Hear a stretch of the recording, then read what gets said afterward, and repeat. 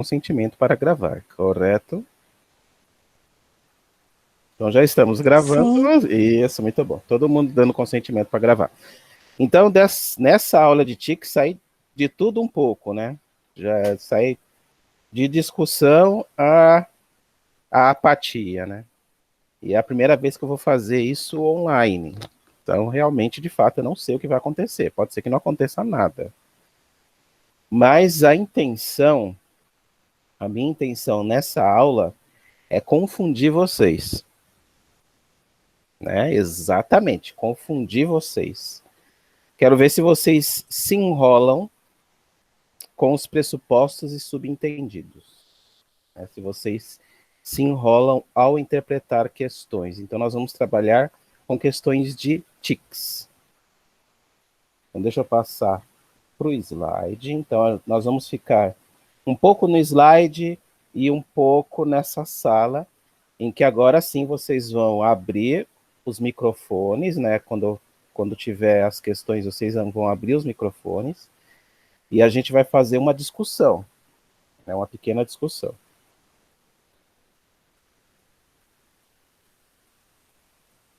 Então, deixa eu apresentar para vocês o que são TICs.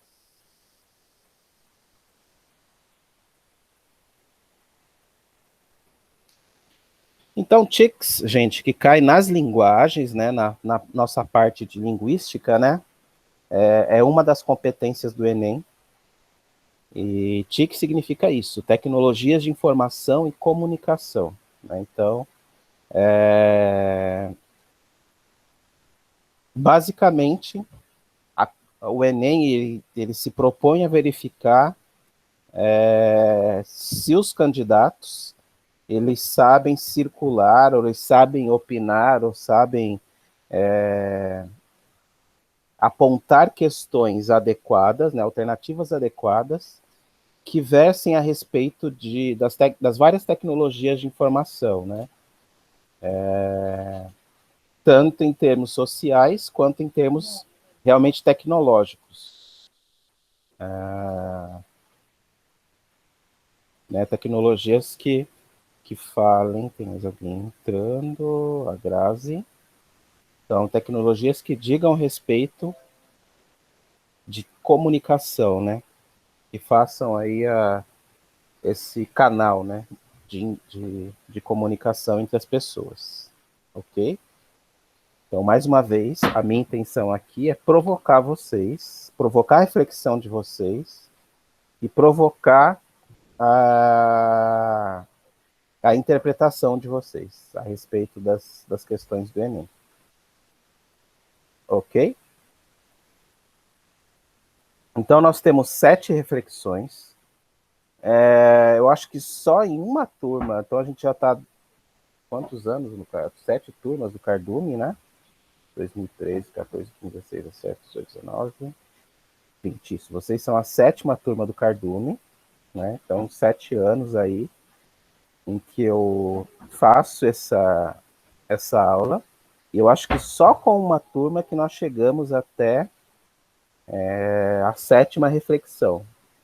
Então, não é... Calma, eu me perdi aqui. Então, 7 reflexões, né? Não é a minha intenção fazer todas elas.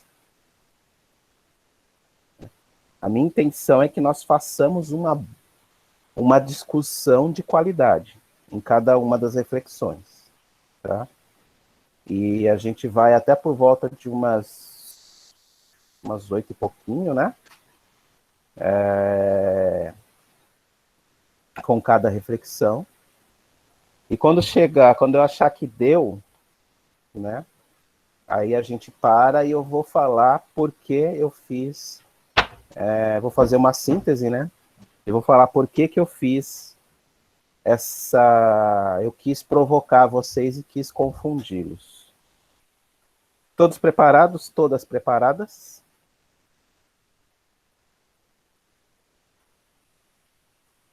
Espero que sim. Sim. Bora lá, então.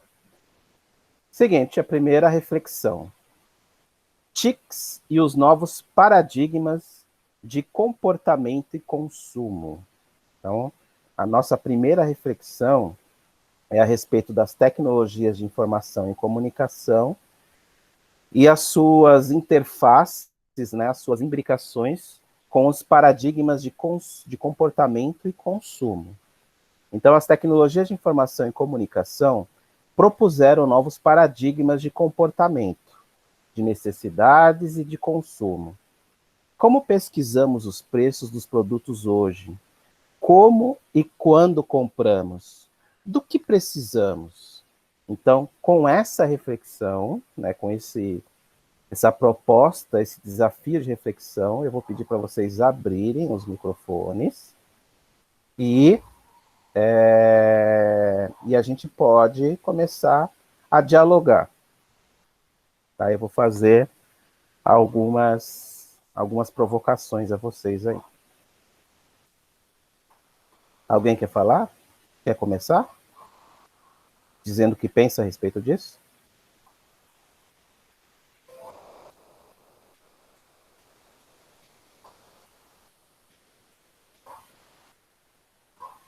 No início é assim mesmo, a gente começa quietinho, depois começa a inflamar. A pergunta que fala, tipo, como pesquisamos os preços dos produtos, eu pesquiso tudo na internet, né? E aí, quando eu pesquiso uma coisinha na internet, começa a aparecer um monte no meu Facebook, no meu Instagram, e eu sou, tipo, muito viciada em produtos de cabelo, por exemplo.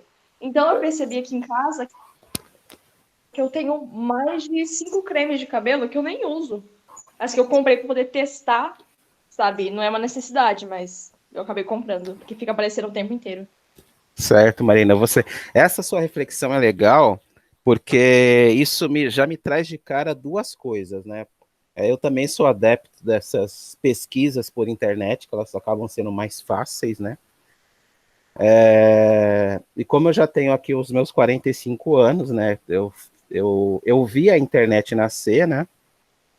Ainda lembro dos anúncios nos jornais falando sobre o surgimento da internet. E claramente eu me lembro de como era fazer pesquisa, né, andando de loja em loja, né? Hoje é muito mais fácil. Eu acho que você não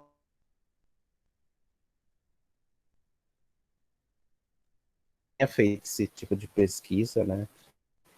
A gente, do SP2, né, caminhando.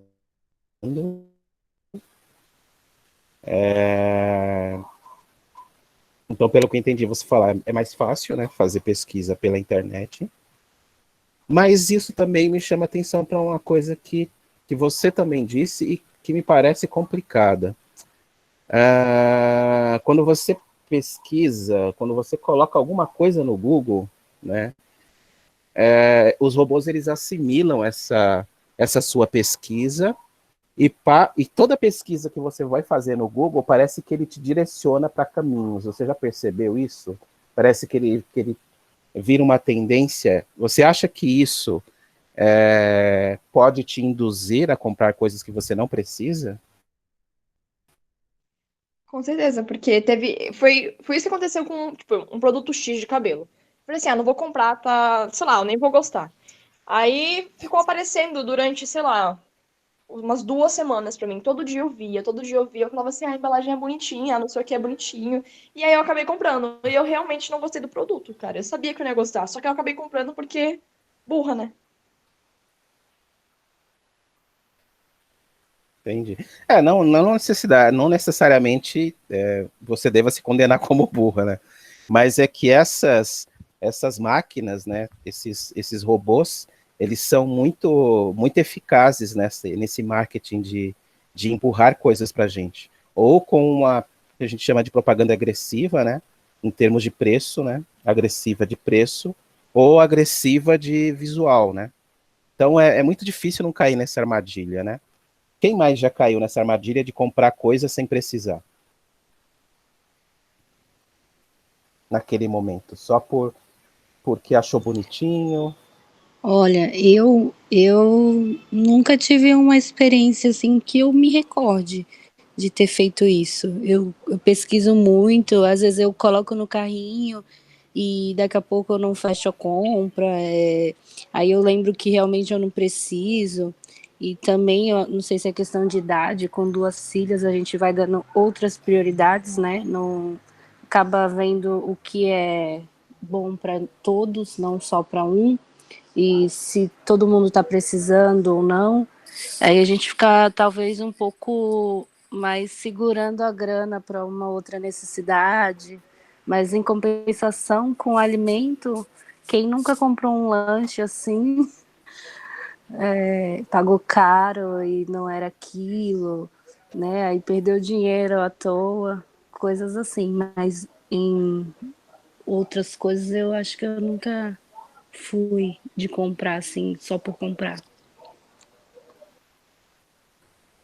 Ai, Gabi, você falou uma coisa tão interessante. Aquele lanche do McDonald's, ele parece tão diferente presencialmente do que na foto. Ah, que decepção comprar. Eu nem compro mais, porque é uma decepção tão grande ver aquele lanche suculento na foto, que a hora que a gente chega, fala, mas eu quero igual lá. O meu não é igual o que tá na foto. Não acontece, e não são lanches baratos, né? Tem lanche de R$ 30 por aí. Pois é, né? A gente causa um apelo visual e a gente acaba comprando por conta disso, né? Interessante isso. Você falou uma coisa que me chamou a atenção também, colocar no carrinho, né? Então, a gente tem muito essa coisa do carrinho virtual. Vejam que no início, né, bem no início na internet, não tinha esse sistema de colocar em um carrinho, né? Você comprava um produto, pagava por ele, mas você não tinha possibilidade de escolher outros produtos, né? E a ideia de criar um carrinho, a figura de um carrinho, colocar ali e simular realmente você andando com o carrinho, né, como se fosse um carrinho normal, né? Isso estimula a sua compra, né? Eu quero fazer uma pergunta, né? O quanto você se sente satisfeito comprando coisas, né? Aliás, eu quero emendar já 2 perguntas. Primeiro eu vou fazer uma, com base no carrinho, e logo na sequência eu gostaria que vocês falassem um pouco sobre essa coisa da satisfação com o impulso da compra. Vamos falar um pouco disso primeiro. Isso. A satisfação com o impulso da compra. Se vocês já passaram por isso sabe, você está irritado, ou você está ansioso, e você foi e comprou qualquer coisa, né? No impulso mesmo, só para você tirar essa sensação, para você se sentir bem. Oi, pessoal. Oi, sou o Décio. Eu vou falar de um impulso que eu tive recentemente, que eu comprei um relógio de bolso. Eu não gosto de usar relógio. Aliás, eu gosto de usar relógio. É bonito ter um relógio. É uma coisa bem, bem de homem, né? Aquelas coisas masculinas, né? Usar relógio, aquela coisa. Mas eu costumo usar relógio clássico no pulso. Aí encontrei um relógio de bolso. Não tive dúvidas. Comprei. Aí tive que arrumar a máquina dele, porque ele era um relógio de pulso, porém, ele era de quartzo. Tá, arrumou a máquina, agora tem que arrumar uma corrente para ele. É um impulso ao qual não me arrependo. Porque é um relógio de bolso que eu posso guardar na calça, posso guardar no paletó, na bolsa do casaco, sem ostentação. Porém, quando alguém perguntar a hora, eu não vou tirar o celular, eu vou tirar o relógio de bolso. é um charme, né? Choca. Comprei por causa disso. Vejam como interessante isso, né? Você pode comprar uma coisa porque ela é funcional, ou comprar alguma coisa porque ela é bonita, né? Alguma coisa que é para ser vista, que é para servir de beleza. Então você compra uma coisa que é para ser bonita, né? Que é vista como para ser bonita. Só que talvez o seu intuito inicial fosse comprar algo para ser funcional, né? No caso do relógio, para olhar as horas, né? E o quanto a gente esquece essa coisa funcional e o quanto a gente acaba indo pelo impulso da beleza da coisa, né? O quanto a beleza da coisa ela acaba ressaltando além da sua funcionalidade. E eu chamo a atenção disso até para esses lanches de McDonald's, e nada contra McDonald's, né? Mas lanches de franquias de uma forma geral. Se você quer vender um lanche, você não vende a sua funcionalidade, que é só para matar a fome, né? Mas você vende o visual dele, o quão bonito ele é aos seus olhos, né? Aquela coisa de começar a comer pelos olhos. E que bom que a gente chegou nessa coisa de comer pelos olhos, que aí aquela pergunta que eu queria fazer para vocês, ela cabe muito bem aqui, né? Quando você entra em um mercado, né, a disposição das prateleiras, dos corredores, eles não são ao acaso, tá? As grandes redes de supermercado, né, vocês sabem que até mercadinhos pequenos, mas os grandes ainda mais, eles têm aquelas gôndolas eletrônicas, né, que a caixa pega o produto e passa o código de barras, certo? Então você vai no mercado em um certo horário, você compra seus produtos, passa esses produtos lá no caixa, né, na gôndola eletrônica, e nesse momento é registrado que produto foi comprado. Para você só registra a soma, lá, o valor que você vai ter que pagar. Mas para o caixa é registrado que produto foi comprado, que horário foi comprado, em que caixa, né? Em que caixa, digamos, proximidade dele, né? Se você passou o seu CPF, quantos anos você tem, né? E todo esse cruzamento de informações dos produtos que vocês compram e os produtos comprados e que horas você comprou, enfim, qual a sua idade e por aí vai, ele pode orientar o mercado quais são as suas os seus produtos preferidos, quais são os produtos preferidos das pessoas, em que horário, né, que dia da semana, isso, quais são as tendências gerais de consumo das pessoas. O que isso facilita? Facilita para o mercado montar o seu layout. Então, do centro para as extremidades do mercado, quais são os produtos que têm mais velocidade de saída, né? Então, você deixa mais ao centro, então você reduz a possibilidade de simplesmente a pessoa entrar no mercado e sair sem comprar nada, né? Então, os produtos que saem mais em qualquer horário, né? E também em que momentos as pessoas compram, e aí que tipo de promoções nós podemos fazer, né? Então, uma marca ali que encomenda para o mercado essa pesquisa e pode, né, fazer ali colocar ali uma churrasqueira oferecendo para os clientes uma linguiça, né, em um sábado à tarde, por exemplo, ou um certo dia de semana em outro lugar, e o quanto isso vai ser essa é uma campanha efetiva para aquele horário, para aquela circunstância. Então, a sua tendência é maior, né, de comprar por impulso, porque você já foi pesquisado, né? E como vocês se sentem pesquisados, sem saber? Como se fosse um grande BBB. Permissão, Ed. Existe na farmacêutica e medicina uma coisa chamada off-label.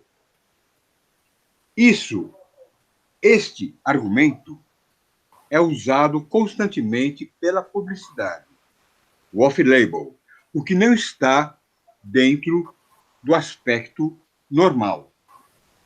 Off-label significa você colocar por baixo do pano e pegar no calcanhar e até alcançar o joelho e puxar para o consumo. Isso é publicidade off-label. Muito bom. Muito bom. Alguém quer falar mais alguma coisa?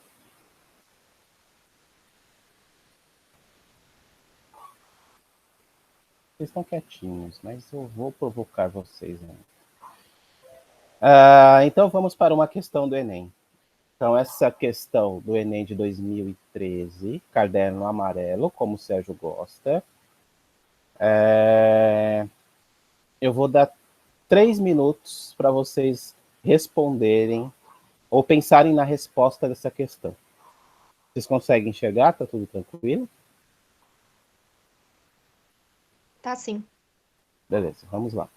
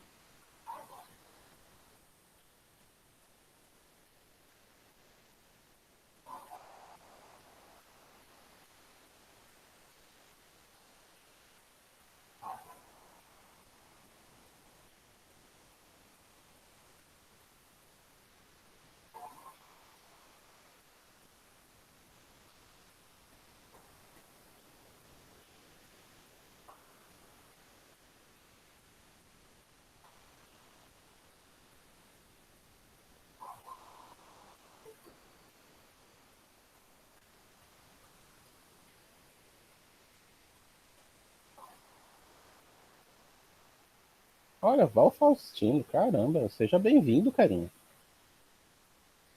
Vamos lá, gente, qual que é a alternativa certa? Eu fui de D. B de bola? D de dado. D de dado, tá. Alguém foi alguma coisa diferente?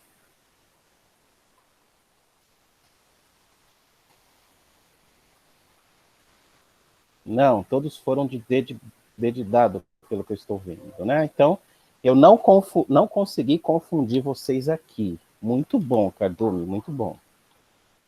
Vejam bem, no Enem, todos os Enems, desde 2009, né, que começou esse novo modelo de Enem, né, em que as TICs elas são muito solicitadas, então, com certeza, pelo menos duas questões, quer dizer, agora a gente não consegue dar certeza de nada nesse novo governo, né, esse novo modelo de Enem que vai ter aí. Mas ainda assim, eu acredito, todos os anos tiveram pelo menos duas questões de Enem, de TICs. E eu acredito que ainda continue assim, tá? Pelo menos duas questões de TIC. Vocês vão reparar que eu vou... A minha intenção é tentar confundir para vocês, para ver o quanto vocês mesclam o subentendido com o pressuposto. Aqui vocês se saíram muito bem, né? E uma das coisas que eu peço para vocês notarem nesse tipo de questão, aliás, vocês podem fazer isso com todas as questões, tá? O que eu vou falar agora, vocês podem fazer com todas as questões do Enem. Algumas, o que vocês devem fazer, talvez alguém já tenha falado isso para vocês, o Sérgio, o pessoal de redação. Partam da questão, do caput da questão. Se a questão ela solicitar de acordo com o texto, segundo o texto e patati patatá, provavelmente você vai ter que ler o texto, né? O texto motivador da questão para você entender as alternativas e colocar a mais adequada. Mas algumas raras questões, ou elas não vão pedir isso, são raras as questões que pedem isso, mas elas ainda existem, ou questões que pedem o de acordo com o texto, mas como essa daqui, por exemplo, ela te deu algumas coisas destacadas. Então, você não necessariamente vai precisar ler o texto. Tá? Então, olha só, ele diz assim, ao escrever um artigo de opinião, o produtor precisa... Tudo isso daqui é historinha, né? Ele está te ambientando na questão. Mas aqui ele coloca, ó, diante disso, nesse texto, a escolha das formas verbais em destaque. Então, se você pegar as formas que já estão em destaque, essas formas verbais, se você for pelo pressuposto, né, qual que é o sentido lógico disso, você já consegue responder qual é a alternativa certa. Olha só, carregamos, desenvolvemos, somos, controlamos. Vocês vão dizer assim, olha, ele está... Todos esses verbos, então, ó, formas verbais, são verbos, né? Todos esses verbos estão conjugados na primeira pessoa do plural, né? Eu e você, né? Você e eu. Então, todos estão conjugados na segunda pessoa do plural. Então, não sou eu sozinho, somos nós. Tá? Esse é o primeiro pressuposto que você pode pegar para ler as alternativas, sem precisar ler o texto. Olha só. Criar relação de subordinação entre leitor e autor. Se somos nós, tem uma relação de subordinação entre eu e você? Ó, carregamos juntos, né? Desenvolvemos, somos. Tá vendo essa relação que eu tô pegando você na mão e fazendo junto? Então, tem subordinação entre eu e você? Entre o leitor e o autor? Não. Não, né? Enfatizar a probabilidade de toda a população brasileira esteja aprisionada. No texto não está falando nada sobre isso. Mas como ele está falando só das formas verbais em destaque, se é primeira pessoa do plural, fala alguma coisa nesses destaques aqui, nesses verbos em destaque, sobre toda a população brasileira,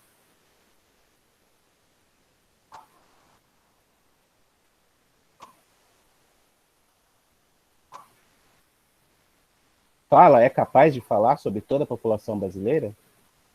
Ou ele só está falando sobre mim e você? Sobre eu e você? Só sobre os dois. Sobre nós, beleza? Então, nós carregamos, nós desenvolvemos, nós somos, nós controlamos. Por enquanto, eu só tenho duas pessoas, quem fala e com quem se fala. Indicar de forma clara o ponto de vista de que as pessoas são controladas pelas novas tecnologias? Essas formas aqui, elas dão conta de falar isso? Se vocês tiverem dúvida nessa resposta, é só pegar aqui, ó, no terceiro parágrafo, ele diz, ó, não mais somos aqueles acorrentados na caverna de Platão. Somos livres para nos aprisionar por espontânea vontade. Nós somos controlados pelas tecnologias?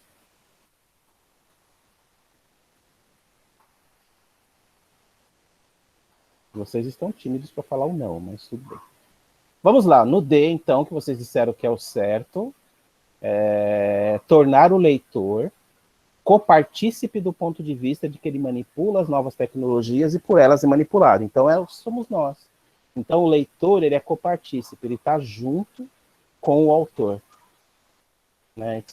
Ele está convidado, está intimado a participar do texto. Entenderam isso? Sim. Beleza. Então, a todo momento eu vou estar, não só eu, mas o Enem, de uma forma geral, vai estar tentando confundir vocês para ver se vocês usam o seu conhecimento de mundo e carregam isso para dentro da análise da questão. Tudo beleza? Então, vamos para mais uma reflexão. Deixa eu chegar aqui. Cadê eu? Aqui. Segunda reflexão, novas e velhas tecnologias. Até uma reflexão do Paulo Freire, quando ele fala isso, né? Que o velho não deve ser substituído apenas porque é velho, e o novo substituir o velho apenas por ser novo. Né? Então, novas e velhas tecnologias. Uma nova tecnologia surge para aprimorar uma anteriormente utilizada, sempre, ou é natural que o novo substitua o velho apenas por ser mais atual? Velhas e novas tecnologias, né, novas tecnologias de informação e comunicação podem coexistir? Quando é justo se investir em uma nova invenção ou usá-la?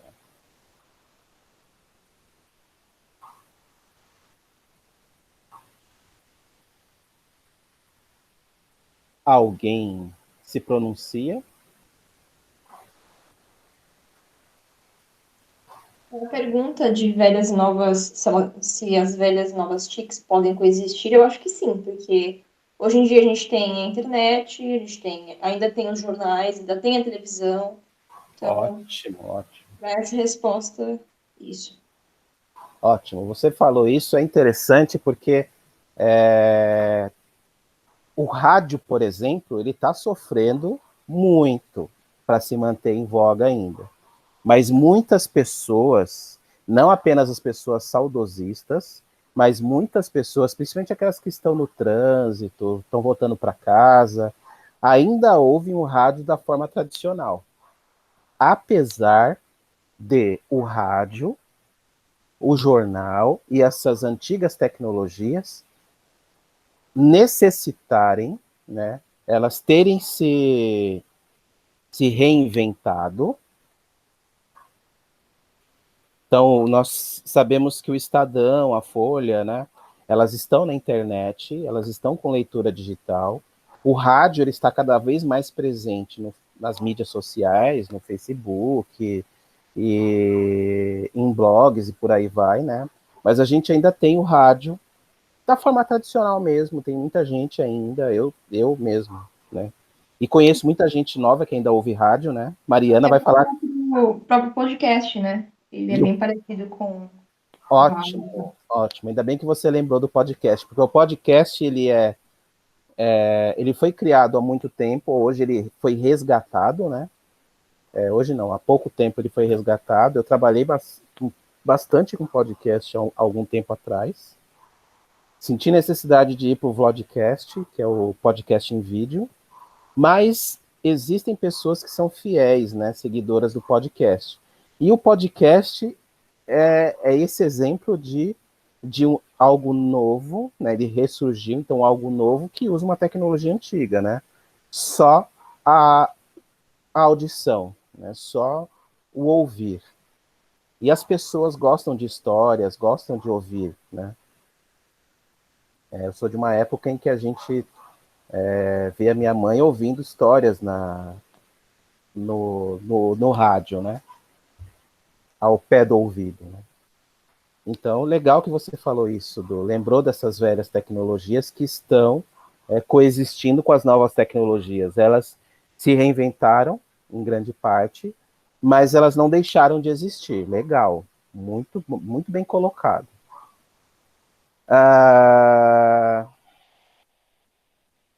Certo. Marina, eu vou falar uma coisa para você. Você já sentiu necessidade de trocar o seu celular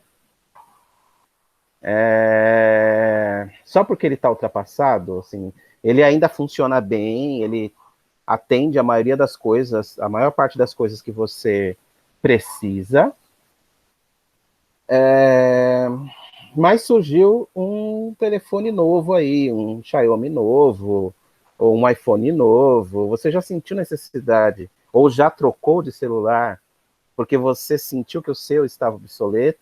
Ou pior ainda, você se sentiu obsoleta com o seu celular? Não, eu só troco de celular quando meu celular não tá funcionando mais. Tipo, esse celular que eu tenho agora, eu só tô com ele porque um que eu tinha, que eu usava ele há uns 2 anos já, ele ainda tava bom. Mas assim, ele quebrou. Ele não funcionava a tela e não dava pra consertar e tal, onde eu tava. E aí eu uso esse aqui que me deram, né? Porque eu não tinha como comprar.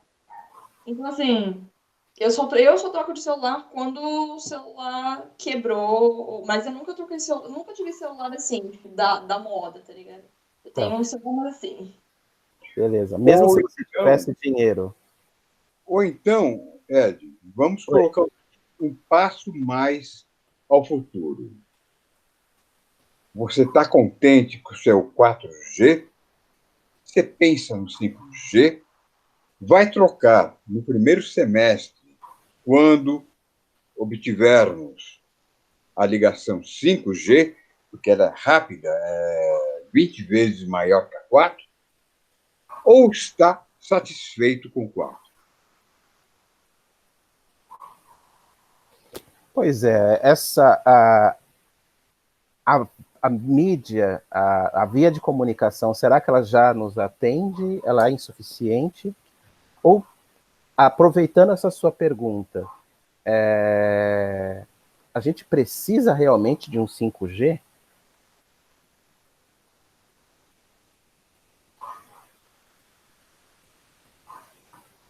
Eu acho que assim, quanto mais rápida a internet, mais rápido a gente faz as coisas, né? E eu percebo que eu, às vezes, sou muito impaciente. Assim, se minha internet para de pegar, eu fico muito estressada. Porque eu tô sem internet, eu não consigo fazer tudo que eu queria fazer, aí sai do meu planejamento. Eu acho que a gente vive muito em função hoje em dia de como a internet está funcionando, se a gente está conseguindo checar as coisas que estão rolando pra gente. E eu, pelo menos, eu sempre, assim, se eu fico um dia sem meu celular, eu fico assim, será que alguém me mandou alguma mensagem importante? Será que eu recebi um e-mail? Será que, sabe, eu nunca tô em paz, parece. Eu sempre tô pensando se tá chegando alguma coisa para mim, e eu acho que com a internet mais rápida, né? Sempre que vai mudando de 2G para 3G, para 4G, para 5G, a gente sempre, agora é fibra ótica, a gente sempre tenta ter uma internet melhorzinha aí para poder atender as nossas demandas. Ótimo. Então eu vou provocar você e o teste. Olha, Primeiro, dá licença, Ed, sim. é uma questão do consumismo. É que nem aquela coisa do Cabral que está lá preso. Ele não precisa de 300 milhões de dólares para viver. mas a questão consumista dele quis ter os 300 milhões de dólares. Acabou, ó. Tchan, tchan. Ok? Você precisa de consumir tal velocidade? Você tem um veículo autônomo que vai se dirigir sozinho para isso? Ou você só precisa do seu celular para telefonar, para acessar a internet? Depende do seu consumo. Não Então, seja influenciado pela necessidade do consumo. isso. Era essa a pergunta que eu ia fazer agora. Então eu vou inverter, vou começar por você, Décio.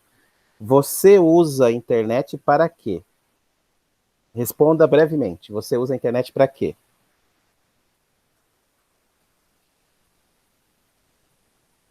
Décio? Eu tenho uma fibra ótica legal para caraca, em 4.5, me basta. Quando eu ando com o celular, me basta. Mas, Eu não sim, necessito de dados fantásticos, de alta informação.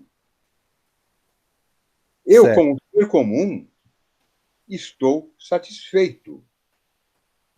Talvez as instituições, as universidades, as faculdades, os organismos estudantis, principalmente, necessitem. Mas o cidadão comum, não. Um carro que se dirigirá autônomo para qualquer lugar, precisará. Mas eu não. É uma questão de identificação para o consumo. Se eu quero comprar aveia Quaker, eu compro aveia Quaker. Se eu quero comprar granola, eu compro granola. Pronto. Certo. Então, segundo você, é interessante essa reflexão. Eu ia fazer a questão para você e para a Mariana, mas eu acho que você já sintetizou o que eu ia provocá-los. Então, eu ia provocá-los justamente nesse ponto de vocês dizerem como vocês usam a internet para a gente refletir sobre essas necessidades de uso. Então, segundo você, o uso que deve justificar a utilização. É o uso que se faz da coisa que deve se justificar a sua utilização e também a sua implementação, a implementação de uma nova tecnologia, né, a implementação de uma melhoria, né, de uma. Ok, vamos voltar a essa questão de consumo. Eu tomo leite, ok. Mas eu prefiro o leite integral ou o leite sem lactose ou o leite, sei lá. Eu me adequo ao meu consumo, não ao que me é ofertado. Nesse interim, a oferta tem que existir para que seja amplamente oferecida a qualquer tipo de consumidor. Não especificamente eu, mas a qualquer outro. Perfeito, Eu escolho o que é para mim. perfeito, muito bom. Essa colocação vai ao encontro do que a Marina falou, que uma nova tecnologia, uma nova invenção, uma nova tecnologia, ela não necessariamente ela substitui uma tecnologia antiga, mas a sua implementação, pelo que eu estou entendendo, ela é justificada por uma necessidade que se faz dela. Então é legal você citar os vários tipos de leite, porque hoje temos pessoas que são intolerantes à lactose, tem pessoas que são intolerantes à gordura, tem pessoas que são... Então surgem novas necessidades e por isso surgem novas tecnologias e não ao contrário, né? Você surge novas sempre vai ser assim. Surge novas tecnologias e daí eu crio ou estimulo a criação de uma necessidade para ela de uma forma artificial, né? Isso nunca acontece. Ou será que acontece?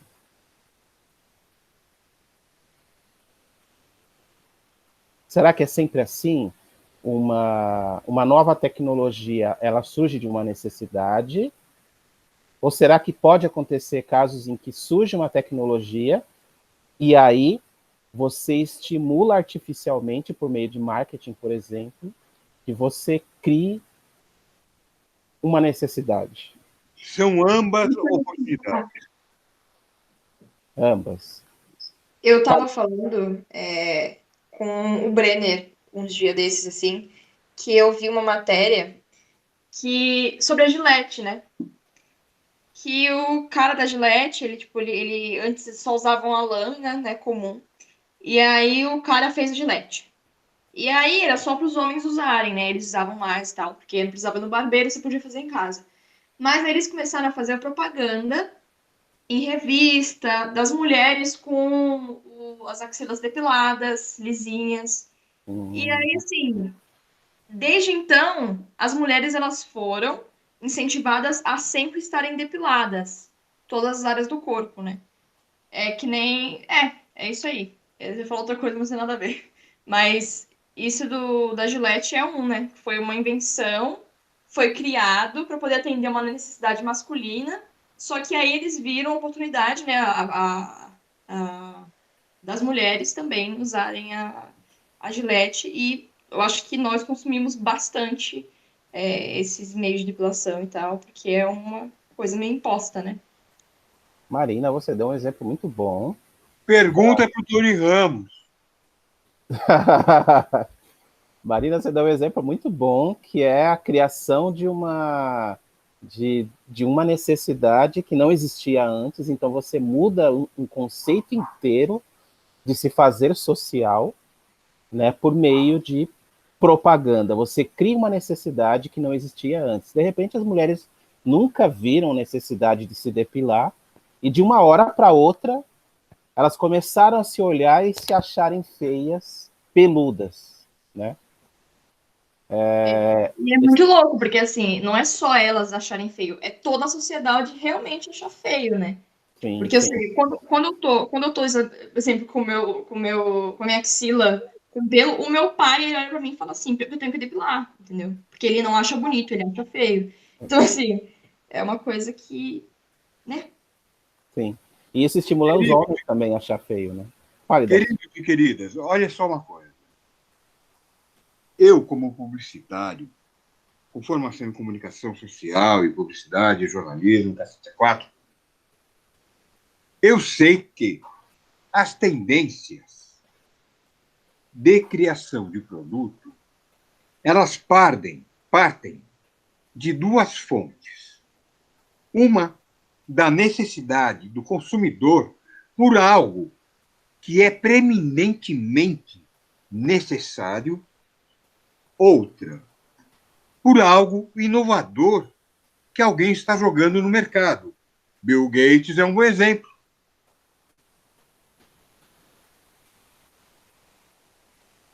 Muito bom. Então, é oportunidade, né? E a oportunidade você pode Existe um observá-la. ditado antigo: a oportunidade faz o negócio. Sim.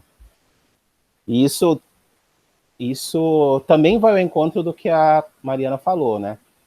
Surge uma oportunidade, e essa oportunidade ela pode ser vista como uma necessidade no meio social, ou essa oportunidade pode ser vista simplesmente como uma oportunidade de lucro, né? E aí você cria uma necessidade com ela, né? Gostei dessa reflexão, gente, foi muito boa. Vamos agora para uma questão do Enem, ainda de 2013, olha, duas questões do mesmo caderno. caderno amarelo, do mesmo ano, né? Esse foi um ano que, se eu não me engano, caíram 4 questões de TIC. Mais 3 minutinhos para vocês analisarem essa questão.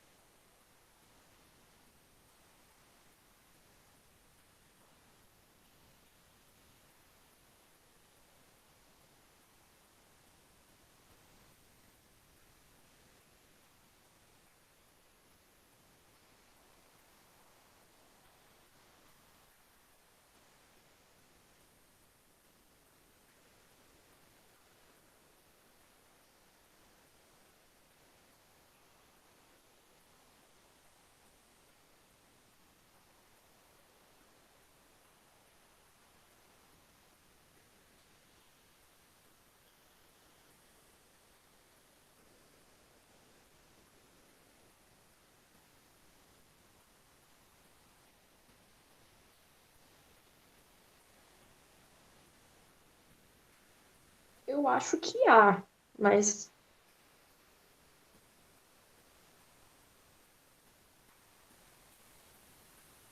Eu iria de E. De E.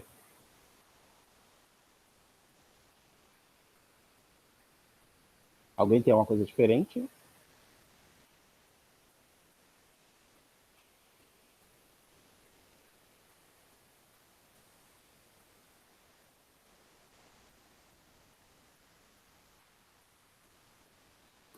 Gente, é legal vocês terem citado a A e a E, né? Vocês terem citado essas duas, porque a A, ela confunde muito, né?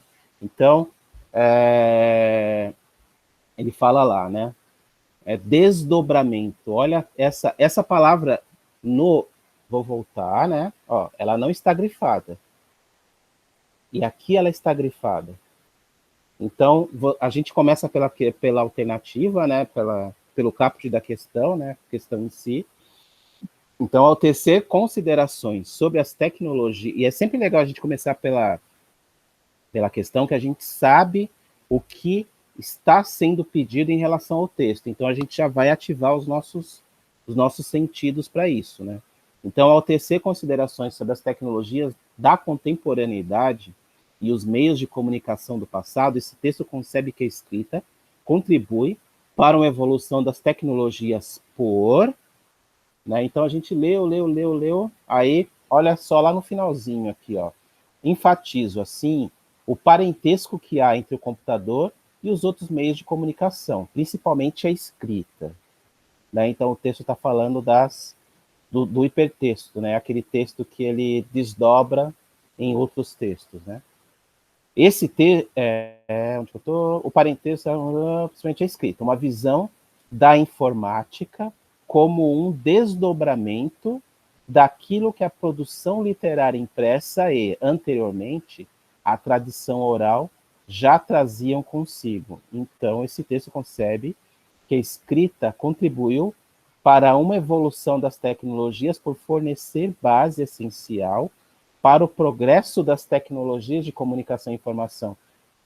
Por uma simples palavra, desdobramento, ela já dá para você isso, né? Ela já te dá essa dica, né?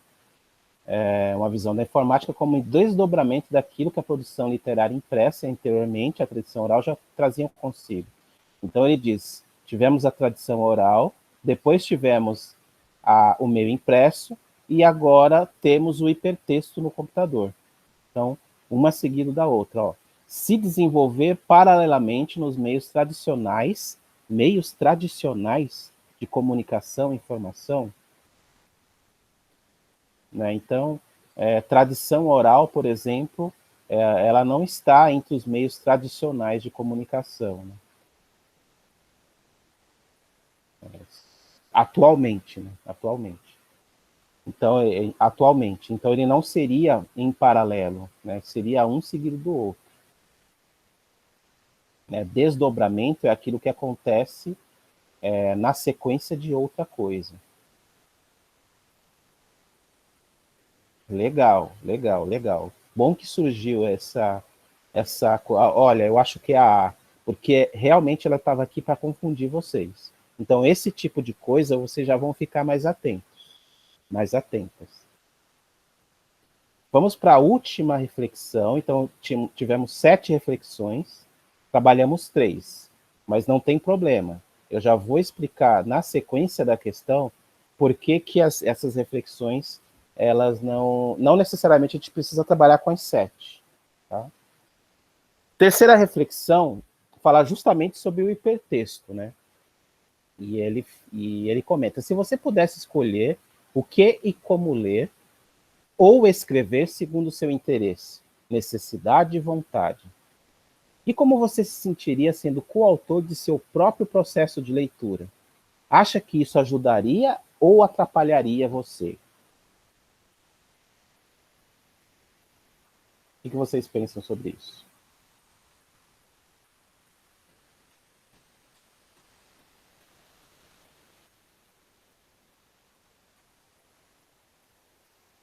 Quer começar, Brenner?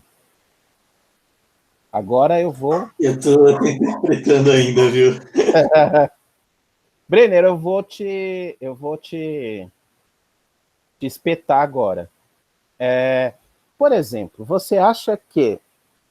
Não sei se isso já aconteceu com você. Eu vou jogar para ver se aconteceu ou não.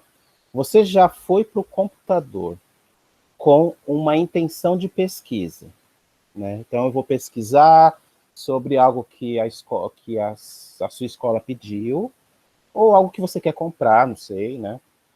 Você tinha uma intenção clara de pesquisa, e você começou até, né, com isso, mas clique aqui, clique ali, clique aqui, clique ali, você já se viu perdido nas possibilidades de navegação, nas grandes possibilidades e nas muitas possibilidades de navegação que a internet te dá. Isso já aconteceu com você? Já, várias vezes. É muito fácil se perder, né? Principalmente quando você tem que ver alguma coisa no YouTube, tem que ver um vídeo sobre alguma coisa. Que já aparece ali nos indicados, o outro, você cai no looping infinito. Direto. Muito bom. Então você acha que esse protagonismo, não sei se protagonismo é a palavra correta, mas essa possibilidade, né, a gente chama isso de hipertexto, né? Textos dentro de textos. Então você está lendo um texto, aí de repente você viu uma palavra ou uma sentença em azul, e você sabe que aquilo ali é um hiperlink. Aí você sentiu necessidade de clicar naquele hiperlink, e aí ele abriu uma outra janela, um outro texto, aí você lendo esse texto já tem mais uns 3 ou 4 hiperlinks, né? São palavras ou sentenças inteiras em azul, e aí você, por não entender aquele termo, clicou, e aí abriu uma nova janela e você já nem lembrava da primeira janela que você estava, né? Você acha que esse recurso ele é bom ou é ruim em um texto de computador? Eu acho que ele é necessário, mas eu acho que é mais, o problema dele, eu acho que é mais parte da nossa ansiedade, de como a gente tem vivido, né, como a gente lida com as coisas, do que realmente a estrutura. Por exemplo, eu vou fazer um paralelo aqui. Eu lembro de quando eu li pela primeira vez as Crônicas de Gelo e Fogo, né, Game of Thrones. Eu li lá na 7ª série. Tinha várias palavras que eu não entendia, então eu lia com o dicionário do lado. Então eu faço paralelo que é quase a mesma coisa. Você vê um termo, aí você tem que entender aquilo ali, aquele recorte, você vai para outro e tem que voltar. Então isso é mais da sua forma de lidar com isso do que realmente ser um problema estrutural, pelo menos para mim, né? Excelente, Breno. Eu vou continuar te provocando. Eu estou provocando todo mundo, gente. Se vocês quiserem participar, pode participar, mas eu vou continuar cutucando o Breno. Porque ele está indo por um caminho que eu acho legal. Porque ele falou que é necessário, né? Que o hiperlink ele é um recurso e que ele é necessário. E que, de repente, pode ser que ele concorde ou não com isso, né? Vamos ver o que ele vai responder. Pode ser que ele concorde com o fato de, será que Então, o problema é que nós não fomos, ou essa nova geração, ou nós mesmos, né? Eu, Décio, enfim, somos mais velhos. Nós não fomos educados para essa leitura hipermediática, essa leitura com vários, diferente do dicionário que está do lado, ele não te motiva a ler o dicionário inteiro. Você vai pesquisar uma palavra, você pesquisou a palavra e parou. Aí você voltou. Ainda mais esses livros, né, como Harry Potter e por aí vai, que eles têm dicionários dedicados, né? São dicionários, são glossários, né? Praticamente, que eles são para aquele livro, para aquela situação.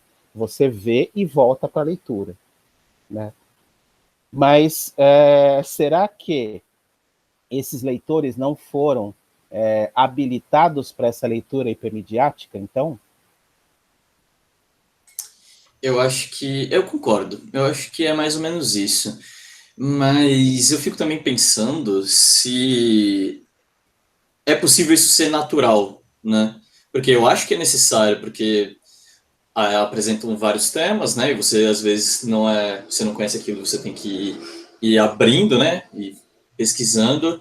Mas eu também acho que assim nós como evolução, né? Tipo, nós como seres humanos a gente não tem essa capacidade de prestar tanta atenção. Então, eu acho que isso é uma coisa muito mais de treinamento do que realmente ser ensinado. Isso é muito mais prático. Acho que é muito. Ninguém nasce conseguindo fazer isso, né? E é um processo meio complicado. Principalmente porque da forma que a gente vive hoje, né? Tipo, a gente vê isso, por exemplo, a gente vê isso no Wikipedia. A Wikipedia tem muito disso do hiperlink. A gente vê isso nos vídeos do Facebook, que você vê aparece todo, tipo, vários relacionados, quando você está naquele forma de exibição. Tá em todo lugar, e toda hora a gente está perdendo a nossa atenção, né? É muita informação. Eu acho que é justamente isso, treino, né? E você, Brenner, e os demais também, o Décio, a Mariana, a Graziella, quem quiser falar, como vocês se sentem? Sim, deixa eu só fazer essa pergunta, aí você emenda a sua fala e já pode colocar o que você acha. O que vocês sentem com a possibilidade de escolher finais, né? Então, existe, tem um filme, por exemplo, né, o Efeito Borboleta, e tantos outros filmes que existem. Tinha até um documentário policial em que você escolheu um final. Como vocês se sentem podendo escolher um final? Você se incomoda isso? Vocês acham que isso é da modernidade mesmo, é legal escolher um final e não ver o outro? O que vocês pensam sobre isso? O Décio pode falar e já colocar sua opinião também. Para a ficção, é muito legal você colocar a oportunidade da escolha. Porém, para textos específicos, é importante você criar uma interpretação adequada ao seu ouvinte, ao seu público-alvo. Por exemplo, eu estava digamos, não é uns dias, exatamente há 3 dias, lendo uma resolução publicada no Diário Oficial da União, que tinha 29 páginas. Eram 5 artigos e mais um anexo. Aí eu propus a várias equipes que fizéssemos grupos para a interpretação dos textos. Porque tinham muitas legalidades e um jurianês complicado. Isso teria que ser colocado em forma coloquial, ou seja, de uso popular. Uhum. Interpretação. Agora, se eu colocar num texto em web, é necessário eu colocar um hiperlink explicando em quadradinho. Por exemplo, eu coloquei uma palavra louca, que existe em espanhol, mas em português é pouco usado,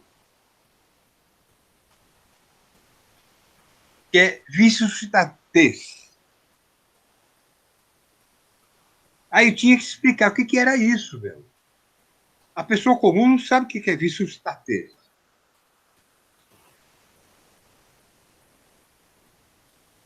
Então tem que haver um link, você clicando ali, explica o que é essa palavra. Sem ter que abrir o Wikipedia, nem um dicionário Aurélio, nem nada disso. Clica e aparece. É isso. Agora, imagina você ler um texto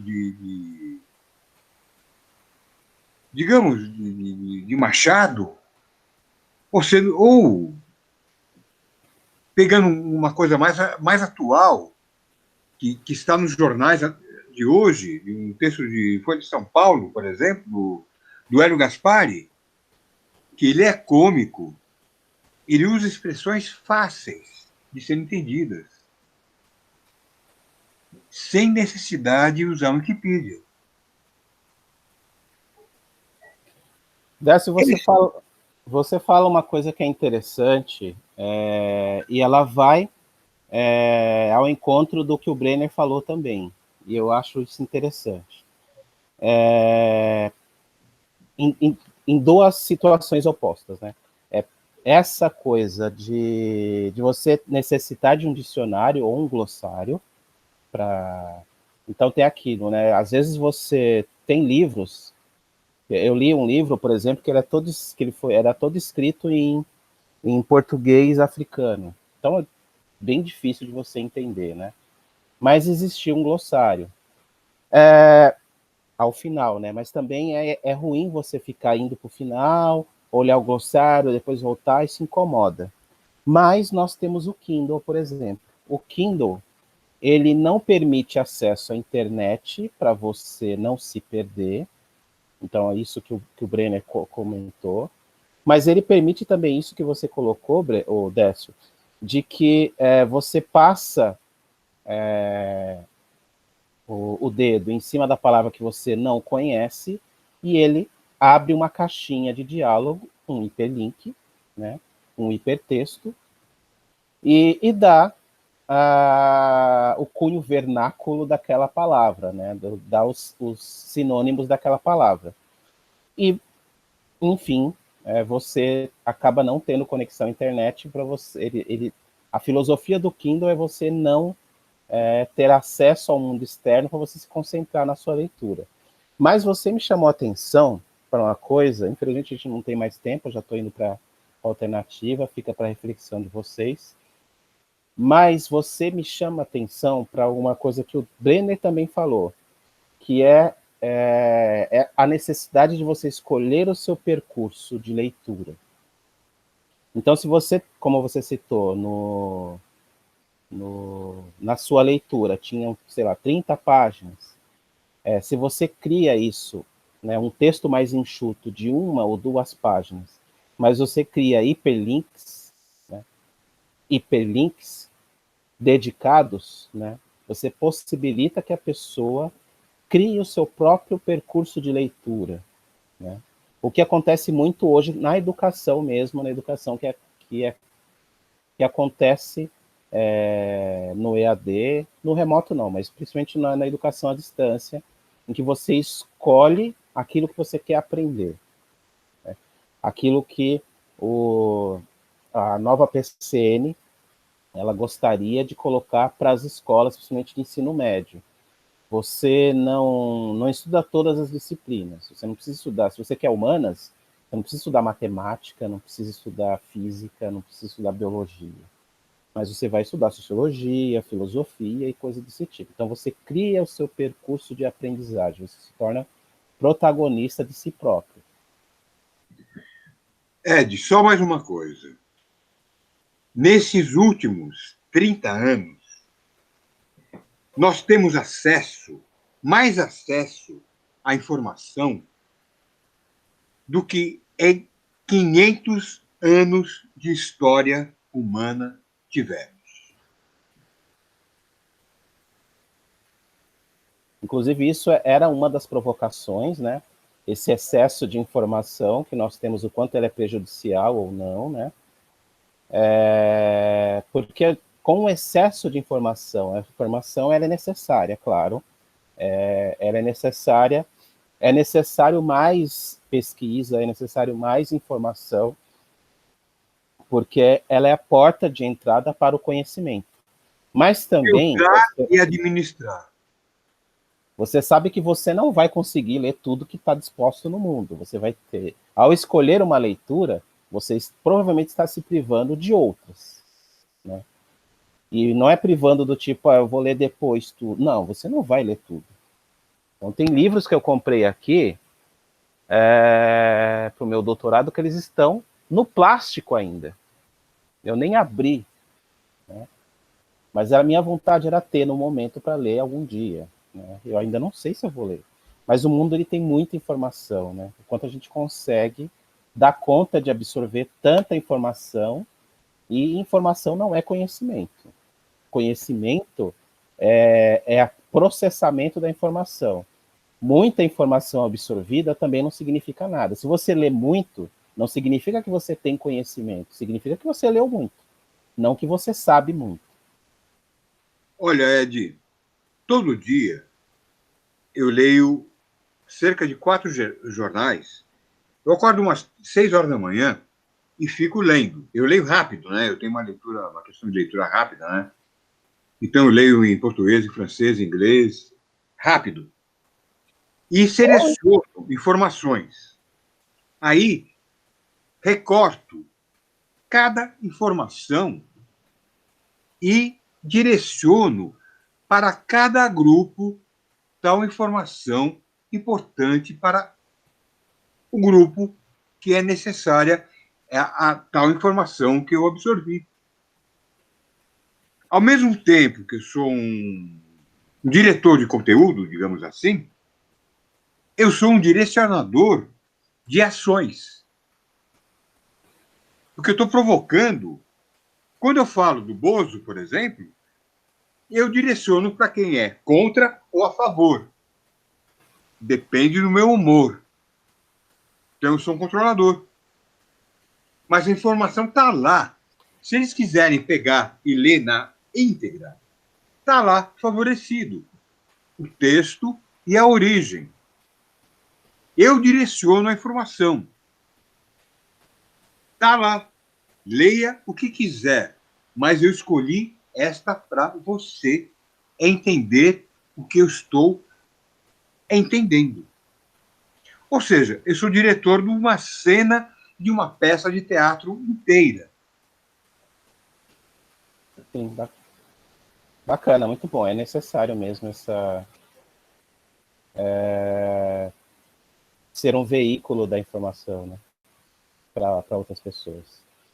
Gente, última questão por hoje. Então vamos trabalhar aí 3 minutinhos. Então, dentro daquilo, enquanto vocês vão lendo, né, dentro daquilo, 3 minutos. Sempre questão do Enem, 3 minutos. Não conseguiu em 3 minutos, passa para a próxima. Pode ser que a próxima seja mais fácil e você resolva em 1 minuto, 2. E dê tempo de voltar.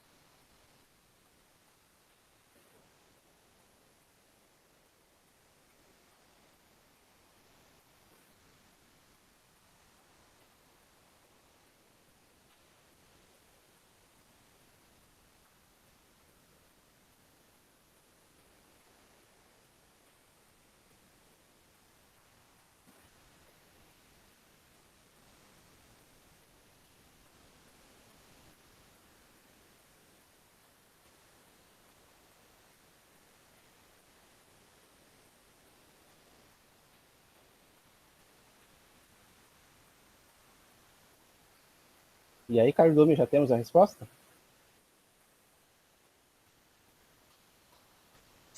Eu acho que é C. O Décio colocou D. Vamos lá, Cardume. Olha, vocês mandaram muito bem. Por quê?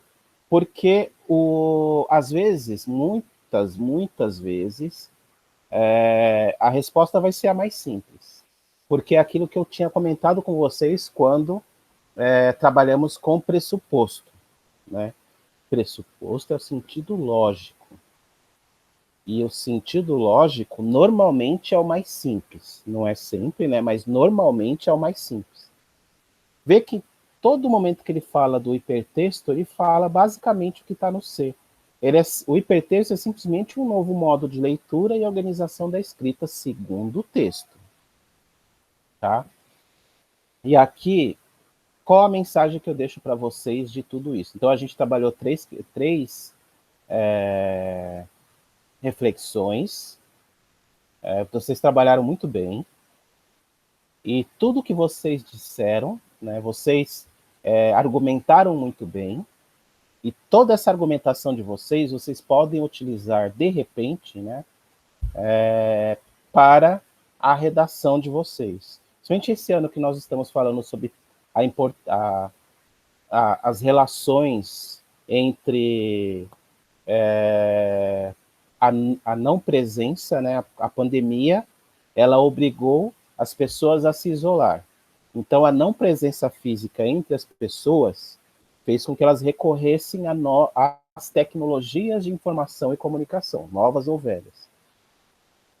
Com isso, as pessoas tiveram que aprender novas formas de se comunicar, principalmente as pessoas que não estavam habituadas ao uso. Então, né, Tinder, olha, também, mas enfim, não é esse o caso. Instagram, Facebook, né, os podcasts para informação, aprendizado, Google Meeting, por aí vai, né? O quanto isso impacta na vida das pessoas, vocês demonstraram hoje que vocês sabem pensar muito bem a respeito disso, sabem argumentar muito bem a respeito disso. Então, isso pode ser utilizado na redação de vocês, porque ali o que vale é o pressuposto, é o que você sabe de conhecimento, a sua capacidade de observador do mundo, sua capacidade de olhar o mundo com olhar crítico, de argumentar sobre esse olhar crítico, de argumentar bem. Então, o que se faz na redação? Acho que o pessoal de redação trabalhou muito bem com vocês sobre isso, mas eu não me furto a falar sobre isso também. Na redação, necessariamente não importa o que você vai falar, desde que você argumente muito bem sobre aquilo. Pode até parecer uma grande bobagem, tá? Logicamente, vocês não vão escrever bobagem, mas eu estou exagerando. Vocês podem até colocar uma bobagem, desde que vocês tenham capacidade de argumentar sobre essa bobagem. Vai exigir o dobro de capacidade de argumentação. Mas se vocês tiverem capacidade de argumentar sobre essa bobagem, perfeito. O cara vai, olha, ele defendeu, e é isso, defendeu muito bem o seu ponto de vista. É isso que vocês vão fazer na redação. Colocar um ponto de vista e defendê-lo. Legal, pressuposto. Mas nas questões do Enem, né, as questões são alternativas fechadas, não dissertativas, alternativas, ele quer pressuposto. Ele quer saber, ele quer averiguar o quanto você consegue separar aquilo que você sabe do seu mundo, aquilo que circula em sua volta, e o quanto você não deixa que essas coisas influenciem o seu raciocínio para responder, para achar a alternativa mais adequada. Não estou dizendo que é a alternativa certa, a alternativa mais adequada. Porque nós já falamos sobre, o pessoal já deve ter falado com vocês, e no Enem existe a alternativa mais adequada, aquela que pontua mais, mas existe também aquelas alternativas do meio, que pontuam menos, né? O Enem, ele não é a pontuação direta. Eu fiz 54 questões, eu acertei 54 pontos, ou 540, multiplicando aí, né? aplicando um fator. Não é isso. Né? Você pode responder a alternativa mais adequada ou um pouco menos adequada. Né? O que nós estamos perseguindo é a alternativa mais adequada, e seja em TICs, ou seja nas outras questões de linguagens, até fora de linguagens, hoje nós estamos trabalhando com TICs. Né? Mas seja em qualquer área, né, você vai responder com base no texto, pressuposto, fielmente o que diz o seu texto. Aqui, como eu disse lá no início, eu quis estimular, na alternativa 2 eu consegui, mas eu quis estimular o quanto eu conseguia confundir vocês, o quanto eu conseguia, vimos, por que eu coloquei primeiro a discussão, e aí eu fui tentando estimular reflexões. Por que eu quis estimular essas reflexões? Não é à toa, vocês vão até levar essa reflexão, podem ou não levar essa reflexão para o seu texto, para a sua redação, ou para o seu momento de vida, enfim, para conversar com o irmão, a Mariana conversar com o Brenner, né, fora da aula, mas vocês não vão levar isso para ler o texto. Tá? Então eu quis estimular essa confusão, quis estimular o quanto vocês conseguem separar isso. Porque, principalmente em TICs, todos nós temos um olhar crítico sobre o mundo, né? O quanto as tecnologias interferem, e tecnologias, os vários âmbitos da tecnologia, os vários âmbitos em que a tecnologia se faz, o quanto confunde a nossa cabeça, o quanto ela interfere nesse olhar, que é um olhar puramente lógico, tá? O quanto você consegue separar, ou quanto isso te confunde e você não consegue separar.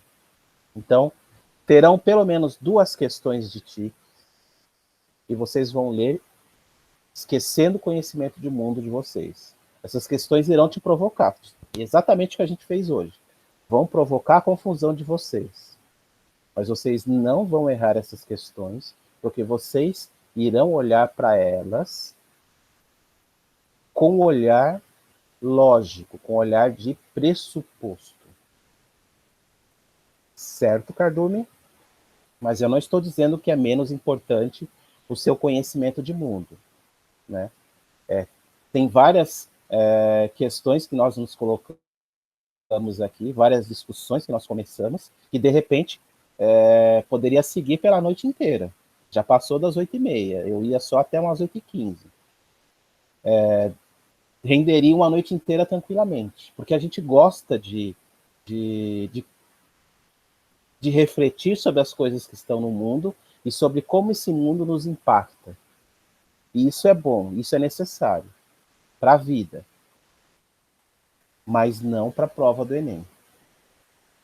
Ou menos, não, desculpem, não para a prova do Enem, não, menos para a prova do Enem, para as alternativas, né, que elas querem um olhar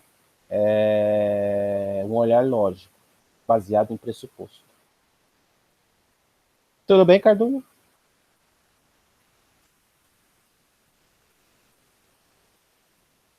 Tudo sim. Beleza, então, como diria o Gaguinho, that's all, folks. É isso, pessoal, por hoje. Por hoje chega. E semana que vem nós não temos aula, né, no dia 14, porque é a folga, né? O pessoal chegou à conclusão que vocês mereciam folga de nós, e nós merecemos folga de vocês, enfim, né? Pessoal, Eduardo, você não pode dar aula. Tá bom, não vou dar aula. Então, dia 14 nós não temos aula, e depois nós voltamos, provavelmente para mais 2 semanas, em que nós vamos trabalhar apenas questões, técnicas de resolução de questões. Essas questões serão de todas as áreas, como eu já havia comentado com vocês. Então vai ter questão de matemática, de biologia, de história, de química. Vão ter várias questões típicas de Enem, e nós vamos resolvê-las apenas com interpretação de texto. Queria agradecer pela noite, não saiu treta, foi tranquila, foi gostosa, eu acho que a gente fez uma discussão boa, produtiva, E eu saí em paz, porque não teve treta. E foi tranquilo, foi legal. Mas se tivesse. Legal, Ed, você é peculiar. Bom ouvir você. E foi bacana, foi legal. Eu gostei. Espero que vocês tenham gostado. Eu gostei, eu curti. Curti. Eu sempre curto, né? Eu gosto da aula. Então, não sei se vocês curtem tanto quanto eu, mas. Vocês estão aqui por obrigação de Enem, mas eu curto da aula. É isso, esse é meu barato, é meu ópio. Edu, sim, nem pelo Enem eu estaria numa obrigação, tipo assim, sábado de noite, obrigação tendo aula. Eu tô aqui porque eu gosto dessa aula de verdade. Porque assim, sábado de noite, cara, sexta de noite, aula do Sérgio, nossa. É, gente, a gente gosta muito. Dá para ver claramente, né? Na aula do Sérgio. A gente Sim, gosta muito. a aula de vocês, assim, eu nunca tinha tido. Eu tive, na minha vida, eu tive um professor de matemática muito bom, assim, que eu lembro dele até hoje e tal. Mas professor de linguagens, né? Língua portuguesa na escola de literatura, eu nunca tive, assim, com vocês, meu. Eu me faço, porque eu adoro a aula de vocês, eu entendo tudo. Eu sempre fui meio ruinzinha, assim, saca, nessas matérias, porque o professor não era lá essas coisas, e assim, hoje eu sou muito feliz. Estou aqui sábado de noite, firme e forte, muito feliz. Muito bom, Marina, muito bom. Mariana, veja uma coisa, Mariana, que a matemática e a linguagem, no cérebro, elas atuam é em verdade. áreas diferentes. Porém, as abstrações cerebrais, neurônicas, não sei a palavra correta, aqueles circuitos Sinapse. neuronais, eles são muito semelhantes. Isso é um dado científico. Eu posso pegar, eu tenho arquivos sobre isso. Mas a linguagem matemática e a linguística é muito semelhante. Muito bom, gente. Curti, gostei, gosto muito de estar com vocês. E daqui a 2 semanas a gente se vê de novo. Obrigado, Mariana. Obrigado, Iris. Obrigado, Décio. Obrigado, Grazi. Obrigado, pessoal. Obrigado, Brenner, né? Obrigado, Stephanie. Ele participou de todas as provocações que eu fiz para ele. Muito bom. E a gente se vê daqui a 2 semanas. Muito obrigado pela noite. Foi legal, pacas. Foi muito bom. Obrigadão e até mais. E obrigado mais uma vez.